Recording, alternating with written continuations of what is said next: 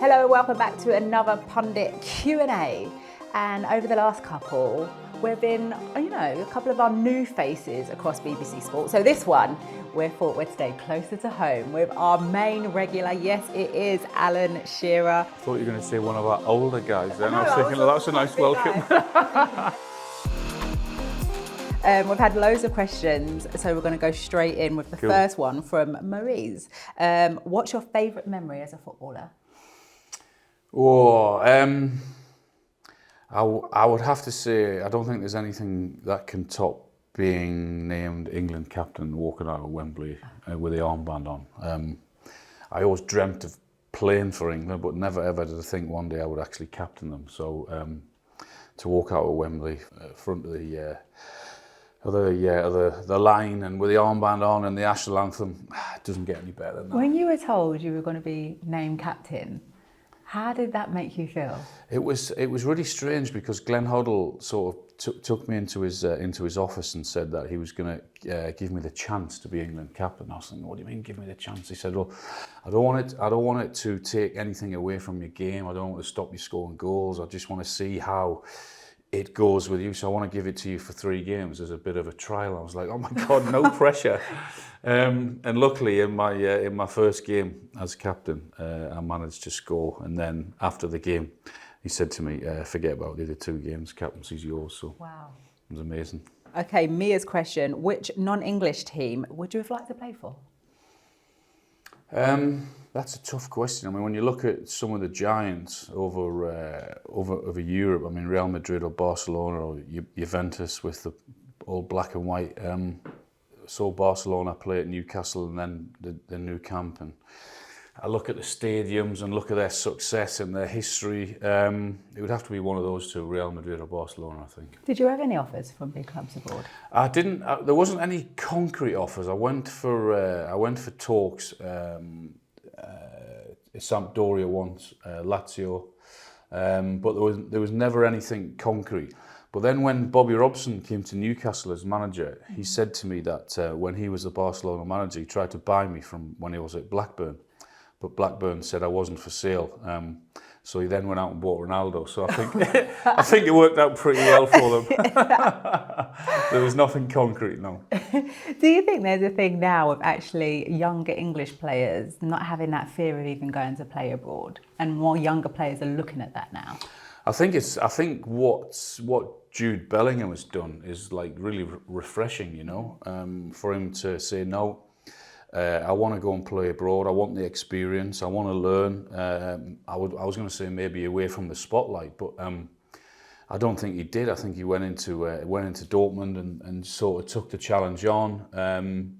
And I think that will probably, without doubt, send a message out to other young players to say, why not? Go and try it. I mean, it looks as if he's learnt so much, and you can tell he's just so mature anyway at such a young age. So I hope more do it, because I would imagine it's a great experience. Mm-hmm. Okay, next question from Trevor. Who is the best player you've ever played with, and the best you played against? The best I played against was Zidane. Oh, was ridiculously skillful. Just the touch and the technique and the way he sort of glided around the pitch was fascinating. On his day, I don't think you could sort of get near him. The best I played with was probably Paul Gascoigne in his pomp. When he was in full floor, no one could stop him. And he was such a great lad that everyone sort of loved him. But he was a serious player in his day, yeah. What was he like to be around, Al? Because we know what he did on the pitch. Thankfully, I didn't play with him at club level, because I think you might have got a bit fed up with him every single day playing practical jokes.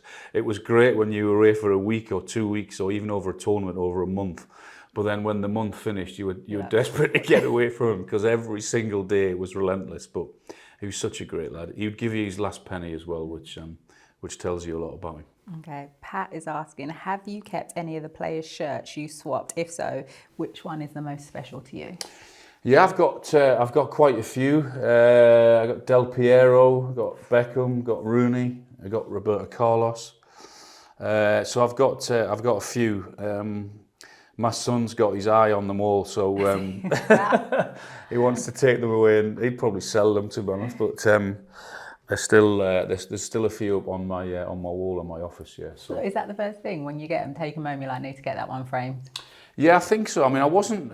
I wish I was into it a lot more when I was playing. I just did it on the odd occasion, you know. I didn't really think about it.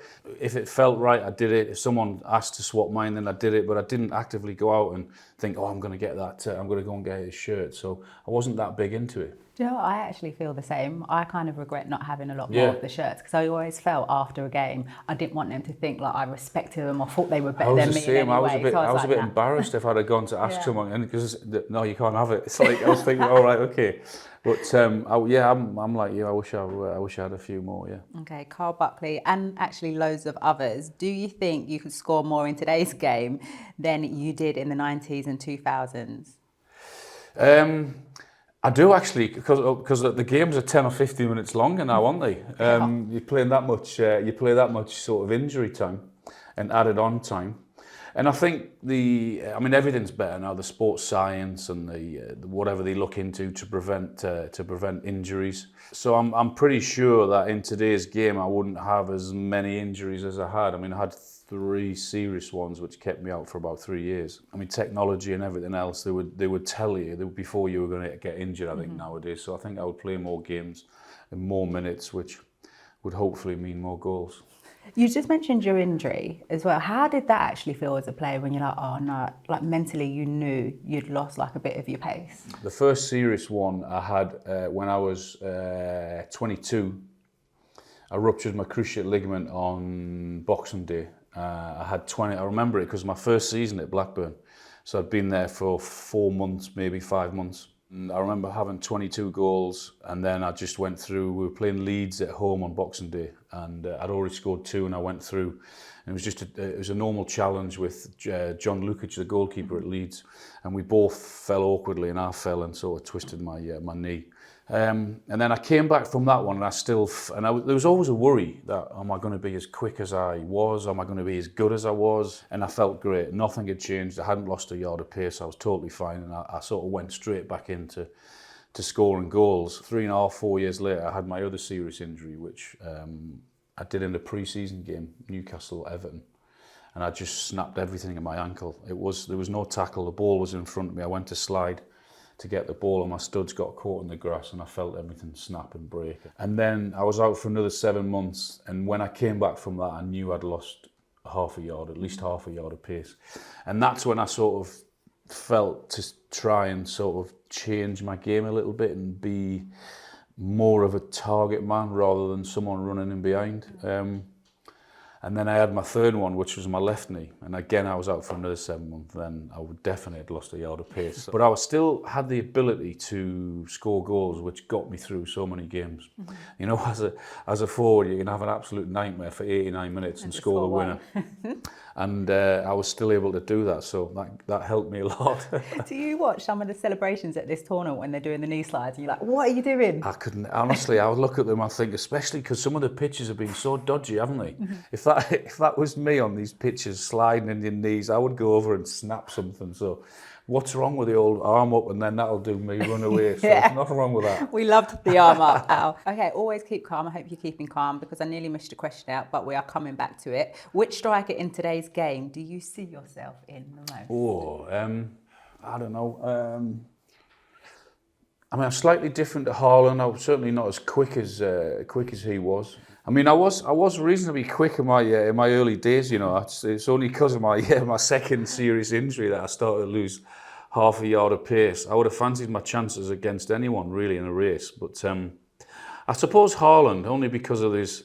His number of goals is like off the charts now. It's ridiculous, isn't it? I mean, and it helps when he's playing in such a great team. I don't want people looking, thinking, look at him comparing himself to Haaland, but yeah, why not? I would fancy myself to get 45 or 50 goals in that Man City team. That's what I was going to say. In my day. The people behind you, Kevin De Bruyne, feeding you the ball all the time. I mean, it's a forward's dream, isn't it? Can you imagine making those runs when those passes are coming? You know you're going to get it all the time. Absolutely, yeah. Paul Murphy, can you still hit a sweet penalty, or do you lose that? Would you back yourself against a current Premier League keeper? The answer to that is I haven't got a clue because I haven't taken one for such a long time. And I haven't played football for ages because, I don't know, what am I now, 53. The last game I played was maybe 7 or 8 years ago. And I tried to bend my run, try to break the offside trap. And it just sort of naturally happened.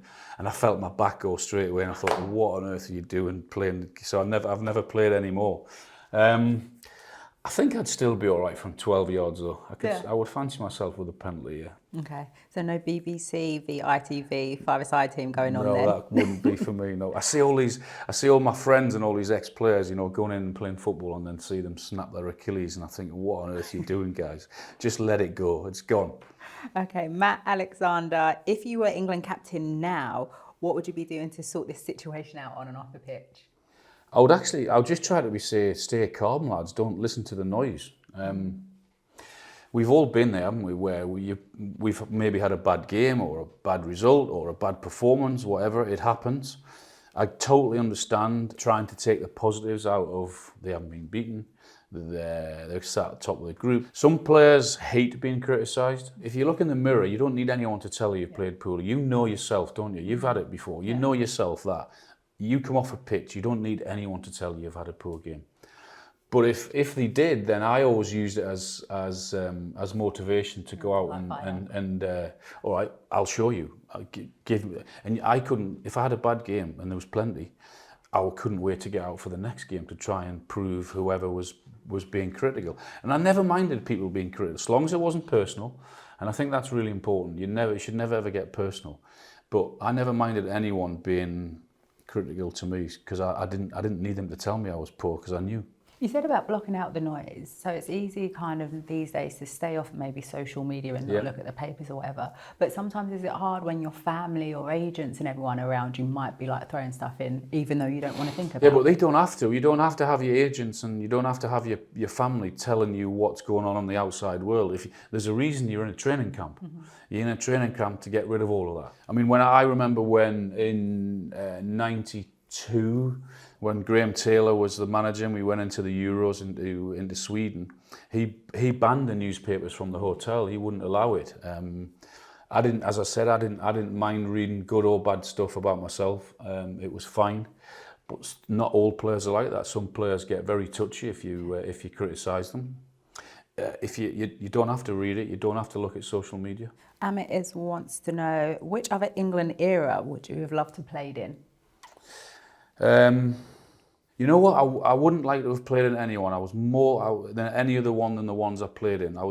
96 was amazing. 96 was that atmosphere against Holland that night was the best I ever played in an England shirt. It was just incredible.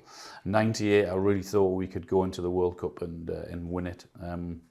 2000 was different, but those 2 years were the best years for me to be an England player. I'm not one for thinking, I wish I'd have played in that team. I mean, the team with Beckham and Rooney and Ferdinand and Terry and Ashley Cole and Paul Scott and all these, Gerrard and Lampard and all these great players. That was their time, and I was more than happy with our time. Although we didn't manage to win anything, other than the Tournoi. The Tournoi, 1997. There's a picture with me holding the trophy, as miserable as hell, stood there with the trophy above my head. We'd won the trophy, but we'd just been beaten, I think, off Brazil in the final game. But we'd won our previous 2 games, which made sure we won the tournament. So I can't believe you've never heard of that. And it means something the way you've just remembered that memory. Do you know what I want to go back to? Asking that question about the shirts, about other people's, but actually, how many of your own have you kept? Which ones? I kept a few. I've got my first one against France, my England debut. My first one as England captain. My first one as England captain at Wembley. I've got my Blackburn Rovers one when we won the league. I've got my first ever goal at Newcastle. I've got my last ever goal for Newcastle. And I've got my one where I broke Jackie Milburn's record. So, yeah, got a few good, decent ones, yeah. Okay, we've had one last question come in as well that I want to read out to you. This one's from Nelson.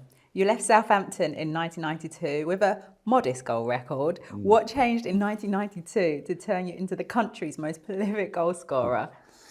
Well, I went with England to the Tournoi tournament under 21s the year before, and finished the top scorer. And then I had one more season at Southampton, and I think my last season I scored 22. And I think it was just, I was learning the game, becoming more mature and understanding. I was growing in myself. And I got the taste of scoring goals that season at Southampton. And I got the call from Blackburn, Kenny Dalglish, and Ray Harford, who was the coach at Blackburn, but he was also the coach the year before for the England in under 21s in Toulon. So I knew him very well. And they said to me that I was going to go to a team that was going to go forward and score goals, and they wanted me to be a huge part of that. And they kept their promise. And to go into that team, it was, I mean, we had Stuart Ripley on the right-hand side and Jason Wilcox on the left-hand side. And it was, all they ever did was cross balls. And it was like, it was dreamland for me. Chris Sutton came later, but a couple of years later. But for me, for those 4 years, that team and that system and the coach and the manager were just amazing. So I'd gone from 22 at Southampton to, and I got 22 in my first season, but I got injured on Boxing Day, as I said. But then to get 30 odd the next 3 seasons was amazing. But a lot of it was down to the team that I played in and the structure and the system. They were just incredible. What advice would you give to any young player coming through now that wants to be a striker? Your main piece of thing when you look back, you're like, you need to do this. You definitely can work on your technique. You can definitely work on your finishing. And once you get that feeling of scoring goals, then the more you want, the more you work at it, the harder you work at it, and finish, technique, shooting, staying behind. I did all of those things, and I just had a love for scoring goals, and I needed to do that every single week. And if I didn't do it, I didn't sleep, and I wanted to work at it. I would just say that to kids: love scoring goals because it's the best position. You get the most glory. That's why the forwards go for the big bucks, because they're the best players.